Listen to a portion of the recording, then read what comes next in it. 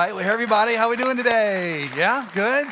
So good to be with you, as well as to all of our campuses joining us today. My name's Jeff, and I have the great joy, the unbelievable joy of getting to be the lead pastor over at our Middletown campus. Shout out to Middletown, missing you guys today, but again, great to be part of this series, this EQ series, really here in week 3. If you've missed the past couple weeks, make sure you go back and check them out. You will not want to miss them. But before I go any further, I just want to pray kind of Psalm 139 kind of with you and over us before we go any further. Again, why is that? Because if you've been around the past couple weeks, you know that Psalm 139 verses 23 and 24 have kind of been kind of the focal piece and verses of this series. So let's do that right now. Let's just kind of pray over Psalm 139. And it says this: "Search me, O God, and know my heart." Would you just take a moment and even just in the stillness and quietness of your own soul, repeat those words? Lord, would you search me, oh God? Search me. You know my heart. But would you search it out right now? Search my heart, Father. And then the psalmist goes on and he says, "Test me and know my anxious thoughts." Why don't you repeat that? Lord, test me. Lord, test my thoughts. You know my thoughts. You know my thoughts better than I know my thoughts. Would you just test them right now? And he goes on in verse 24 and he says, "Point out anything in me that offends you." Father, would you do that right now? Would you point out anything in me, anything in us that's offensive to you? Would you pray that right now? And then he says, "Lead me along the path of everlasting life." God, that's what we want. Would you cry out for that right now? Lord, lead us along your path, your way, Lord, for your name's sake, for your glory, Lord Jesus. Amen. All right. Well, like I was saying, we've been in this phenomenal series, EQ. It stands for emotional quotient. What does that mean? Well, it is the measure of our emotional intelligence. I'm talking, kind of about our ability first in our to be perceptive and understanding and sensitive and empathetic, really what's happening in us. But again, that's the personal side that Pastor Jared's covered, the awareness and management personally. But then today, here in week 3, we're going social with it. All right, so we're stepping out what's happening inside of us, and we're considering how what happens inside of us will eventually spill out. Whether we want it to or not, it's going to spill out, right? We know that. If you maybe your test results came back from that first week, we were challenged to take that emotional intelligence quiz, and you took it and it came back and it labeled you an emotional infant. Anybody? No, I'm just kidding. Don't raise your hand. You don't have to tell me, right? And so instead of just saying like, "All right, Lord, I've got some work to do," instead you said, "Something's wrong with this test," right? And you took it another 6 times, right? How many of us did that? No, just kidding. Don't raise your hands. You guys know the drill by now. But again, that's what we do though, because what happens inside, it spills out. And we know that. We feel that. Before coming to Grace, actually for a very long time before coming to Grace, I was a youth pastor. And one of the first churches that I served at, little did I know, it was a church full, or a student ministry full of sweeks. You know what a sweek is? Star Wars geek, right? It was full of sweeks. So when I came in, it was like I got hired, and immediately our students wanted to know 2 things about me. First, my view on dating, right? I mean, go figure. But then second, they wanted to know about my knowledge of Star Wars. Now, I'm not the best on like movie quotes and stuff, so don't find me afterwards and start, give me Star Wars quotes. I won't know them, okay? But, so I said so they asked what do you know about Star Wars? What is Star Wars? And so I don't know everything, but I said, well, I didn't want to let them down, so I said, I'm assuming it has something to do with Harry Potter and hobbits, right? And it's the focal point of Star Trek. There's only been about 3 or 4 times in my life where I've genuinely been feared for my life. That was one of those moments. That was without a doubt one of those moments, because the looks and the disgust and the disappointment that I got, it was you could feel it. It was that tangible. I'm not even messing with you guys right now. They were so disappointed. And they let me know without any uncertain terms that I was not their youth pastor until I brushed up on my Star Wars skills. Guys, it was out of control. Like before we could go on camps or retreats or anything like that, we had to like search their bags because they would come packing with lightsabers. All of our meetings would pretty much, there would be some kind of like impromptu lightsaber battle. And usually they were not like friendly lightsaber, like they were literally like going to the death. Like it was like that serious. And so I had to go back. Thankfully, there were only 6 at the time. Unfortunately, they're all about 12 hours long, right? And so I watched it in sweep order, 4, 5, 6, 1, 2, 3. Don't argue with me. That's just what I heard, okay? And so we go through Star Wars, and here's what I pick up on. You know what? It essentially is about the rise and fall of a character by the name of Anakin Skywalker, right? Anakin was the heroic and really, really good, like Jedi Knight. Like he's fighting for the good guys. I forget the name. He's fighting for the good guys, right? And I'm starting to get boos over here. So he's fighting for the good guys, Jedis. There's another name. Anyways, he's going all out, and something happens inside. He has this shadow side that he doesn't deal with, right? This shadow side, and it eventually spills out, and something happens to his soul, and it totally destroys him. Who does Anakin Skywalker becomes? The famous Darth Vader. This was devastating to me, right? Like, and why is that? Because we all know someone whose refusal to deal with their shadow side completely destroyed them, right? Again, who's Darth Vader? Black helmet, black mask, black cape, black suit. I almost said costume. black boots. Has the James Earl Jones voice. Luke, I am your father. It's that guy. Even if you don't know Star Wars, it's that guy. And when he walks into a room, what does he bring with him? Dun, dun, dun, dun, dun, dun, dun, dun. Okay, man. Maybe one of the next groups will kind of catch on, all right? But he does that. And he walks into a room and he has his own soundtrack with him. He has his own tone that goes with him. Why do I share that? Because some of us are there. Either we walk into a room and we kind of bring that soundtrack with us unknowingly, good, bad, whatever. We have our own soundtrack. Others, we are so used to that. I mean, we've just gotten used to just kind of walking on eggshells around people. I have a good friend, and she told me her dad was a pastor. She grew up a PK, and she told me that her mom used to coach her. And she and her siblings, so that when dad came home, they were told very clearly, hey, listen, when dad comes in, all horseplay stops. No more running around, no being goofy, all horseplay stops. And when dad comes to the table, we're all gonna be quiet. We're not gonna ask him a bunch of questions about his day. Don't expect him to show you too much interest in your day. Give him some time. We're gonna talk in whispers around the table. Like that is what it was. He was walking on eggshells. And even as I'm looking around the room, I'm seeing heads nodding. Like, yeah, like you grew up in this. Even if your dad, wasn't a pastor, you grew up in spaces like this where you're walking on eggshells, afraid, right? So a parent or someone came home and you were just afraid. That is, and that's who you grew up. That's how you grew up. Can I just say that is the last way that I want my family to act or react to me. I want my family to love being together now when we have to be together, so much so when we don't have to be together, we still want to be close. You know what?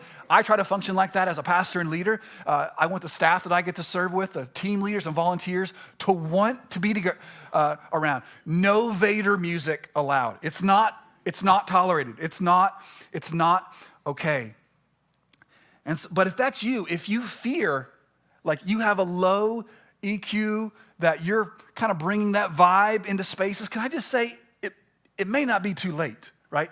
But it starts with an awareness. You got to figure that out. Now, you got to put some work in, because if we're not aware of what we bring to the room, we'll eventually lose the room.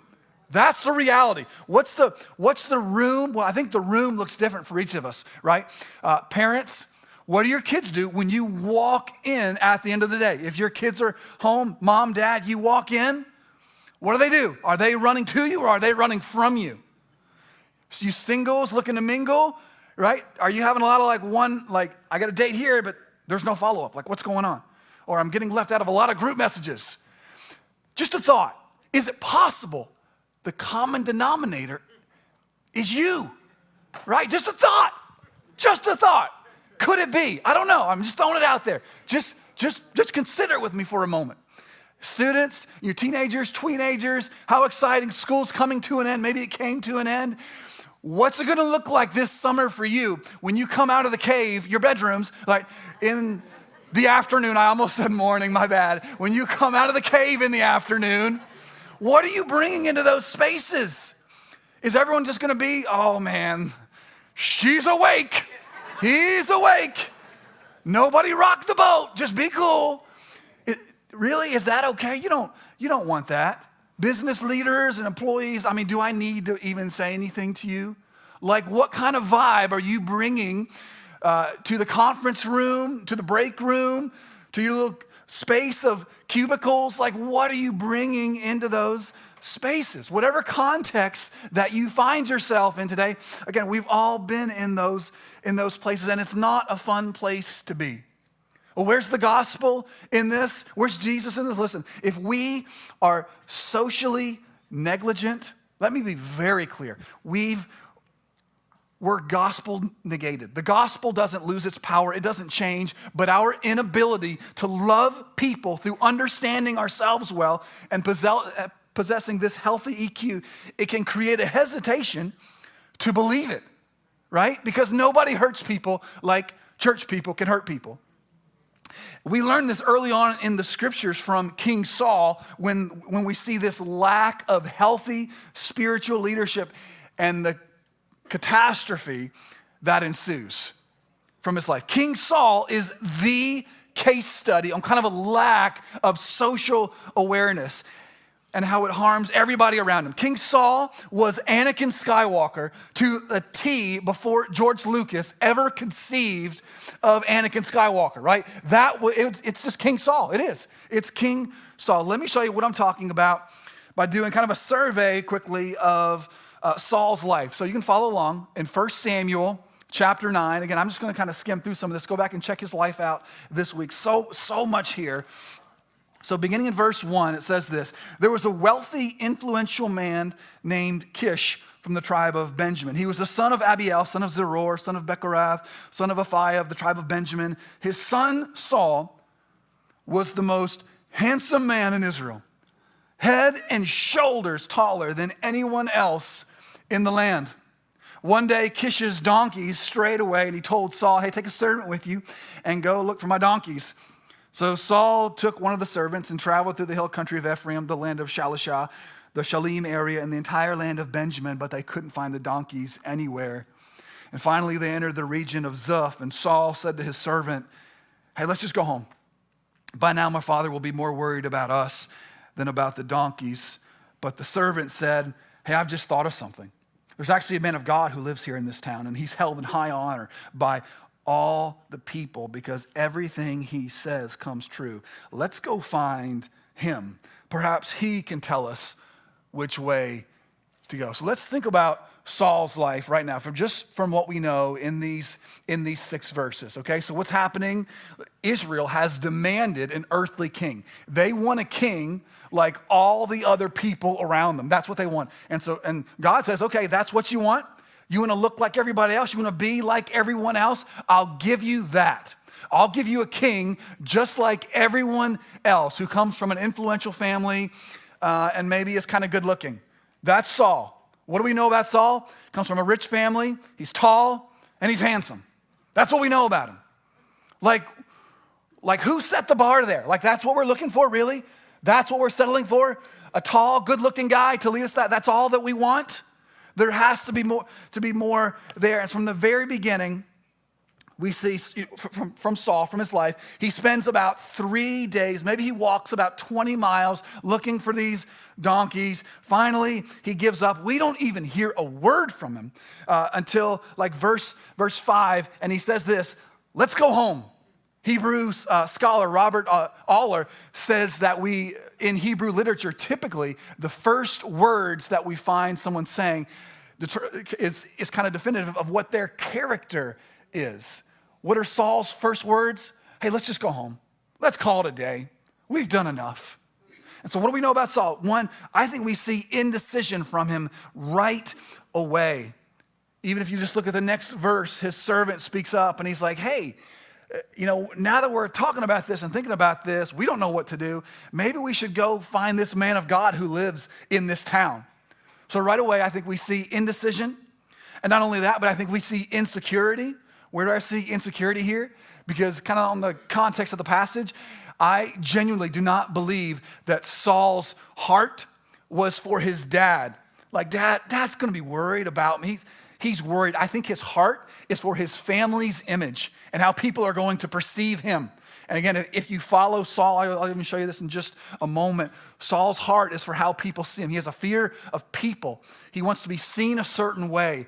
And so right here, we're seeing those hairline fractures, those cracks of insecurity in Saul's character right away here in chapter 9. And not only that, but I would say he's ill-informed, which is kind of a big deal when you're leading people, right?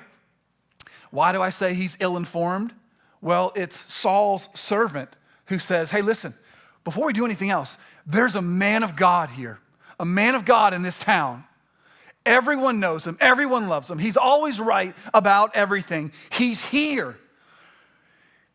The reality is Saul probably grew up less than 5 miles from Samuel.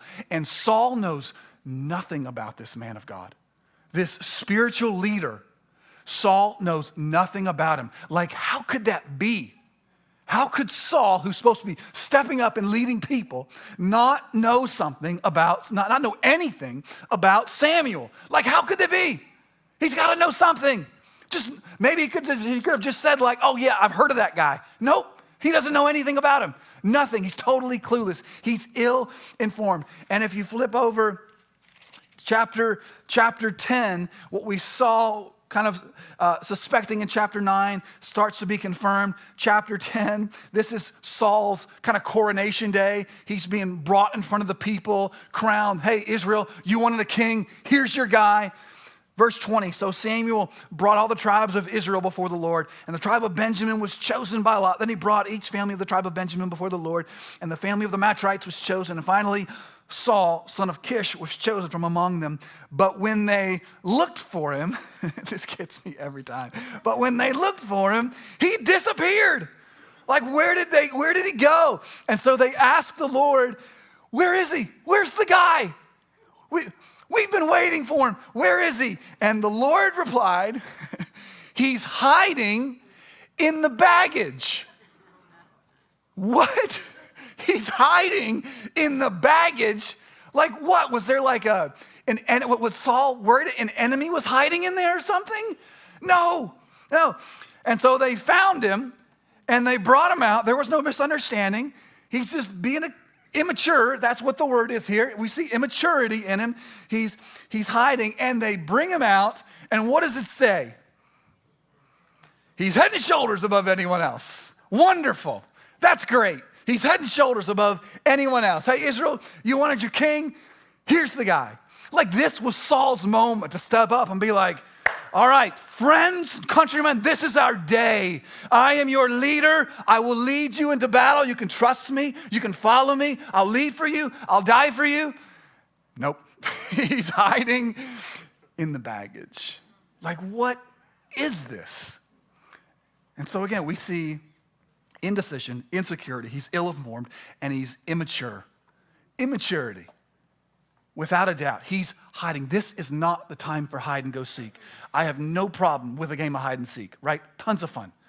But you got to know the right time. This is not the time for Saul to be hiding.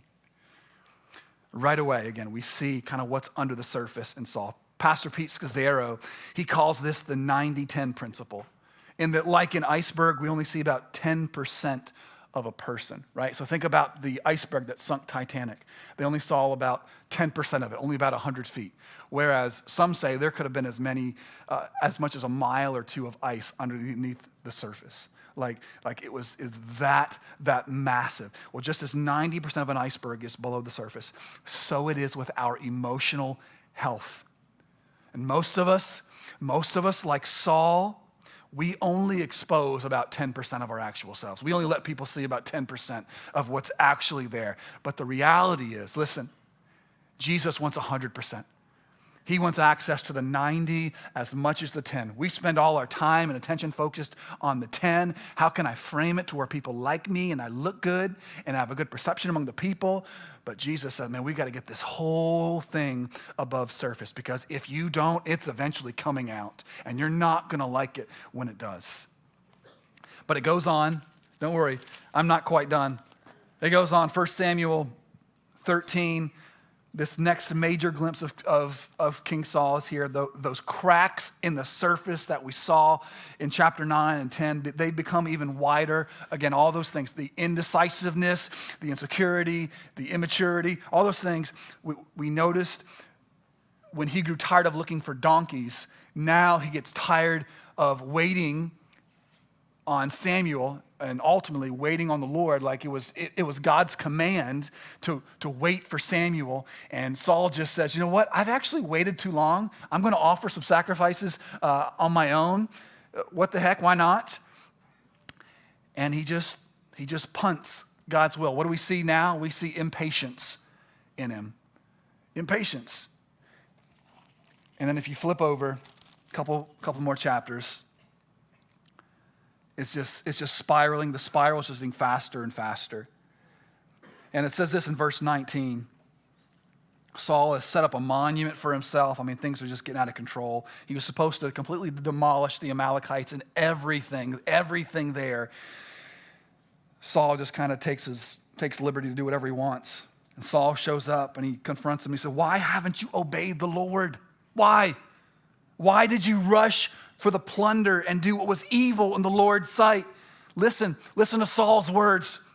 But I did obey the Lord, Saul insisted. I carried out the mission he gave me.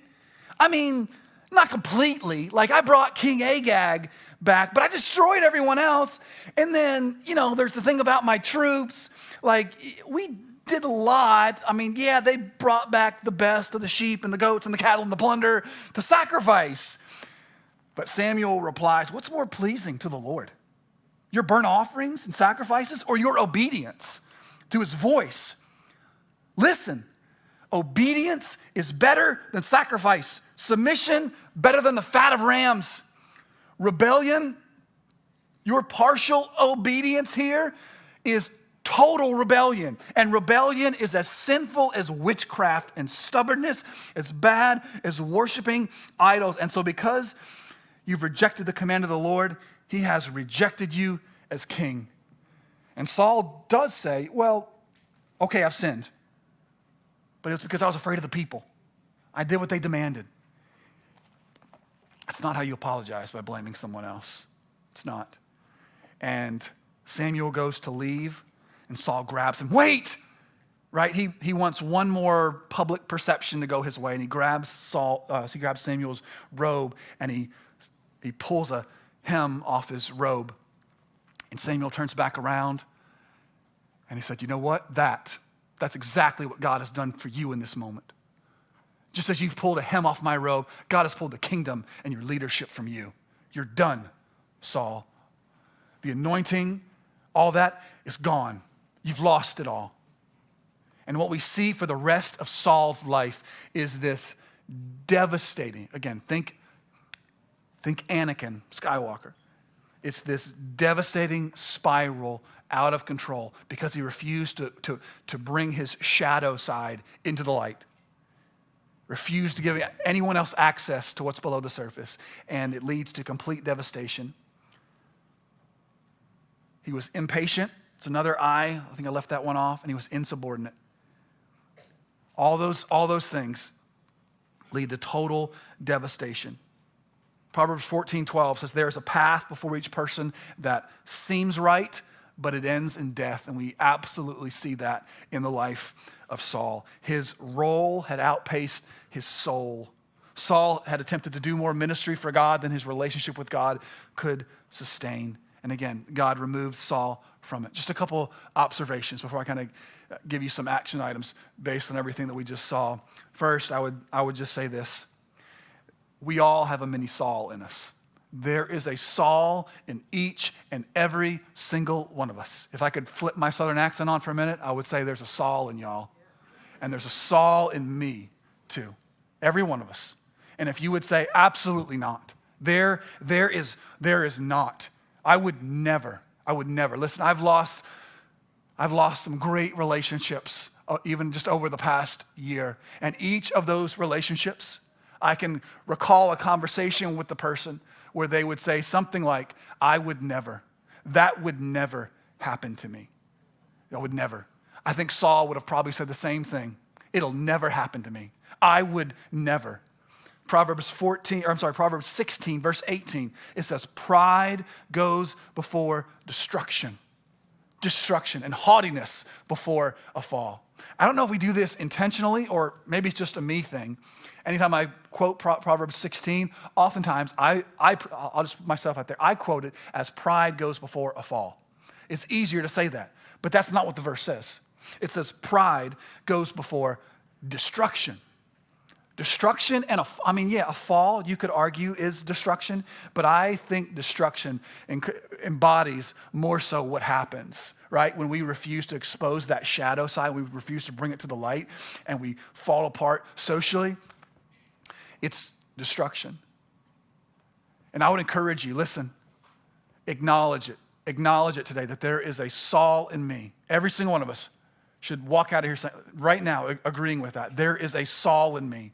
And if you're not willing to admit it, watch out, because destruction could be moments away. Literally moments away. We hate what we see in Saul because every single one of us have a Saul within us. There's more Anakin Skywalker in us than any of us would like to acknowledge. We cringe when he walks into a room, and when that soundtrack, the dun, dun, dun, dun, dun, dun, we cringe when it starts. Why? Because I think we know that we all have our own soundtrack that we bring. I wonder, what is yours? Like, what's your soundtrack that you bring into the rooms that you're going into? Is it like, I don't know, is it rage? Is it sadness, right? Are people afraid to ask you how you're doing because they're going to get the same answer every time?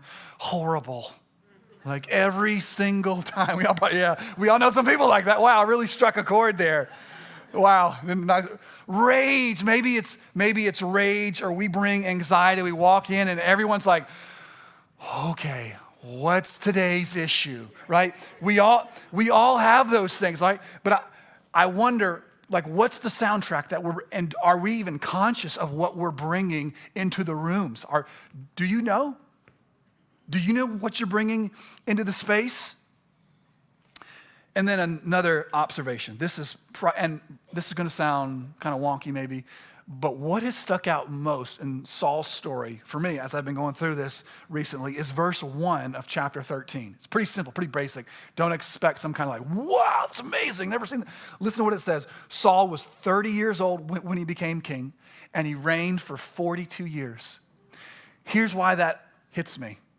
42 years.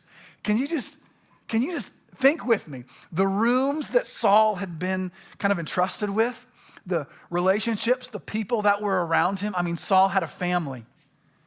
Like, what did they put up with for 42 years because Saul was unwilling to say, Lord, search my heart, test my thoughts, point out anything in me that's offensive to you.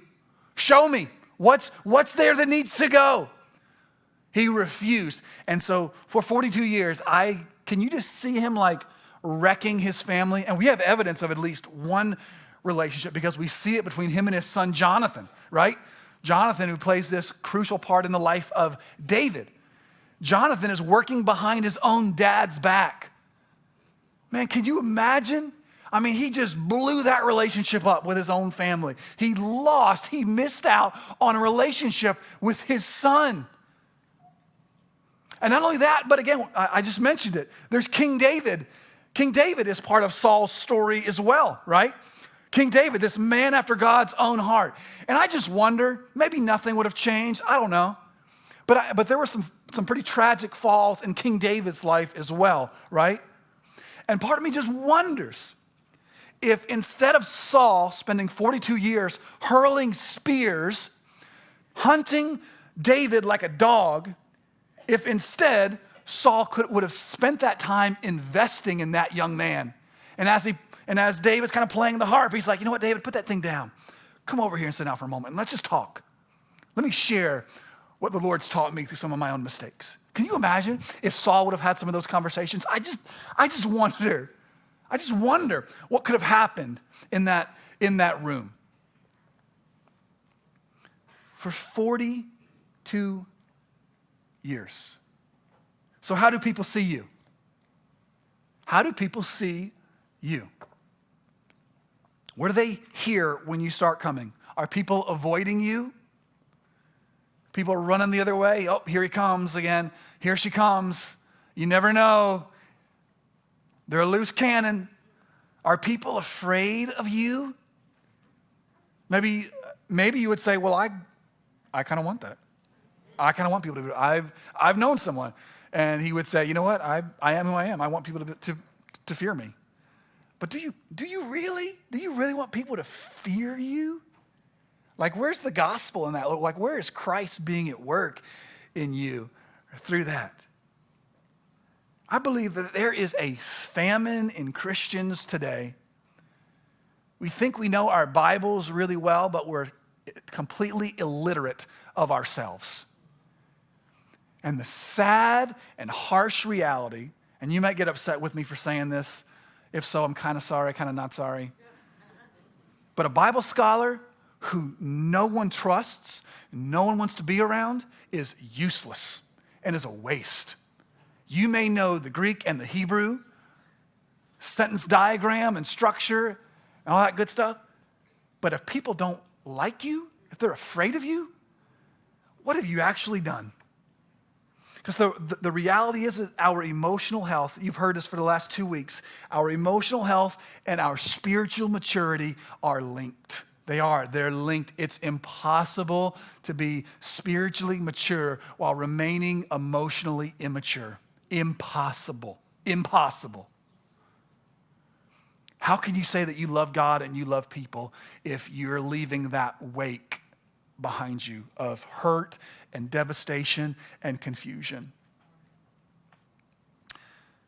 I've been in ministry a long time, and I've seen a lot of the sweetest little old ladies serving 4 and 5 places. Every time the doors are open, they're serving. They're part of 4 Bible studies.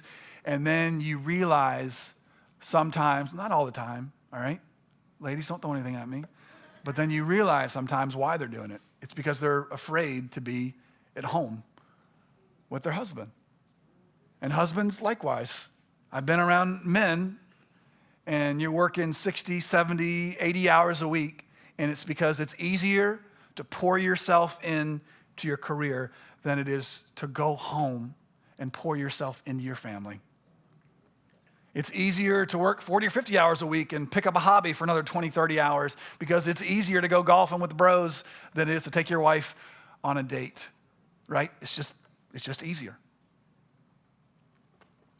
But the good news is Jesus died for the Saul in each and every single one of us. Isn't that good news today? Jesus died for the Saul in you, and he died for the Saul in me. Jesus died so that we can experience victory in more than 10% of our lives, church.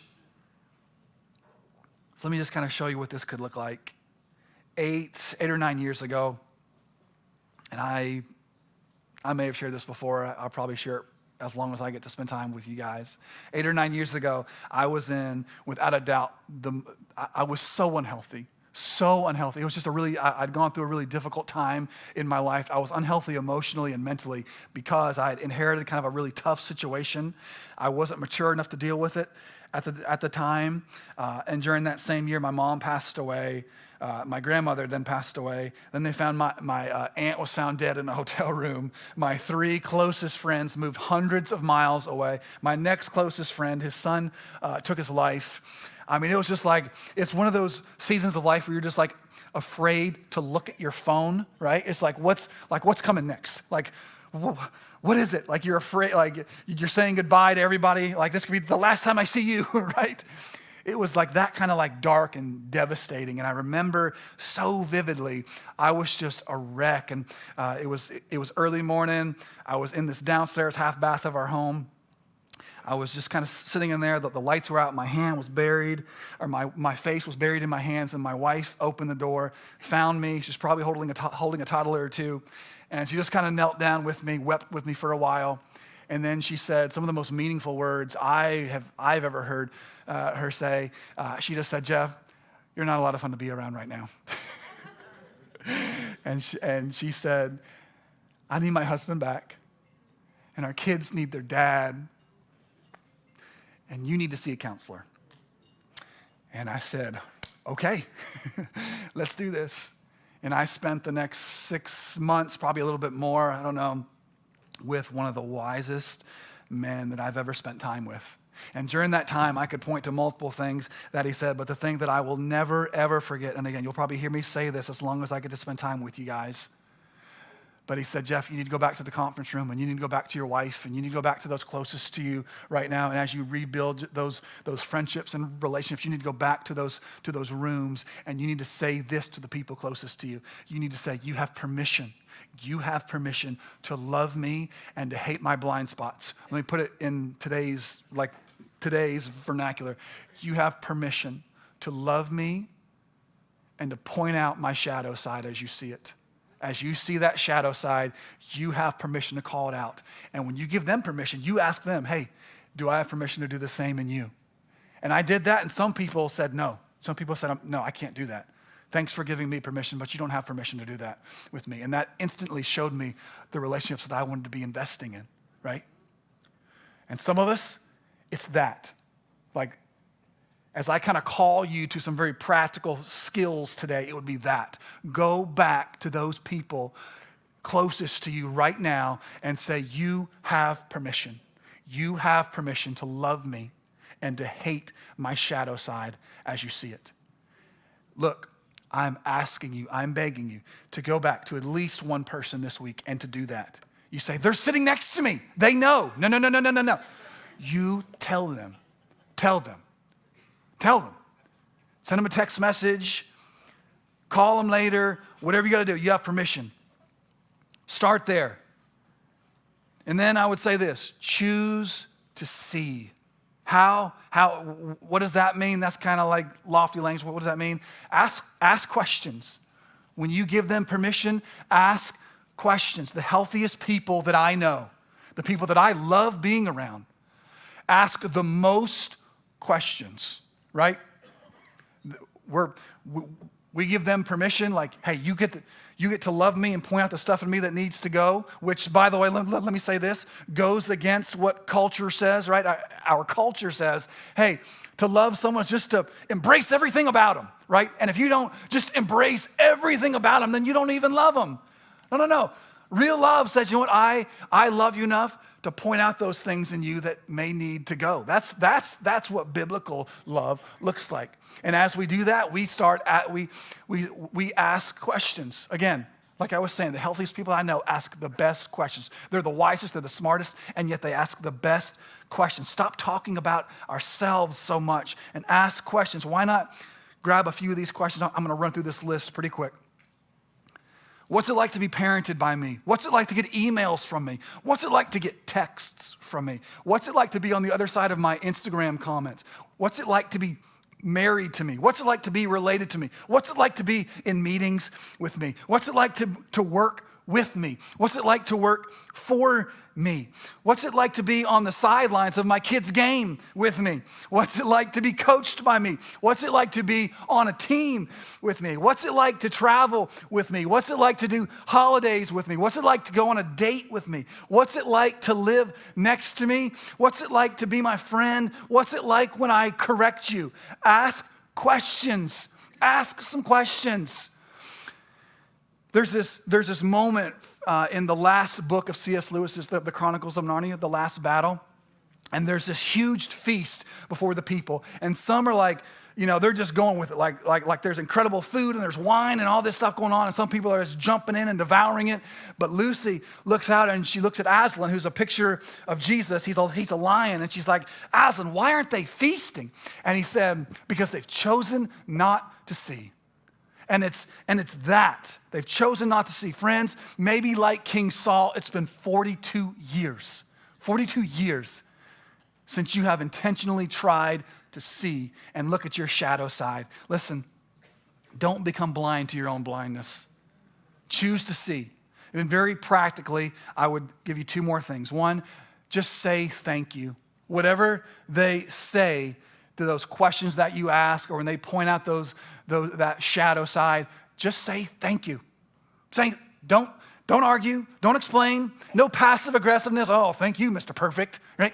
None of that. None of that. Maintain eye contact. Don't roll your eyes. I'm sure no one else has a teenager that never rolls their eyes, right? No. Don't roll your eyes. I would say actively listen to what they're even saying without them having to say it. And then last, reflect on what they say, pray about it, and maybe follow up with a few more questions, or go to a pastor, a counselor, a leader, a friend, and work on some kind of plan to begin to see again in your life. Remember that journal Pastor Jared pointed us to buy in week 1 of the series? Pull that thing out. I hope you've been using it as you've been reading through Proverbs. Pull that back out and begin to reflect on what you hear. But I wonder, is there a whisper in you right now, nudging you to ask for help, to see again? Solomon said we need a new king with a different heart. And the same is true of us. We need a king who starts good and ends even better. And praise God, that is Jesus. He started well and he finished perfect. And that same king wants to give us a new heart, and he wants to work in us socially in our relationships. So let me pray for us right now. I'm going to pray Psalm 139. One more time. Let's pray it again. Lord, search me, oh God. Search me. Search me. You know my heart. Search me. Test me. Test me. You know my anxious thoughts. You see the anxiousness, the stress, the worry, the fear, whatever's there. You test me. Point out anything in me that's offensive to you. Whatever it is that's got to go, Lord, point it out. Put your finger on it right now. And lead me along the path of everlasting life. Lead me along your path, that path to life and freedom and hope, because I don't want to wreck the rooms that you've called me in, those sacred spaces. Thank you for the gift, Lord. Lead me along the path of everlasting life. Amen.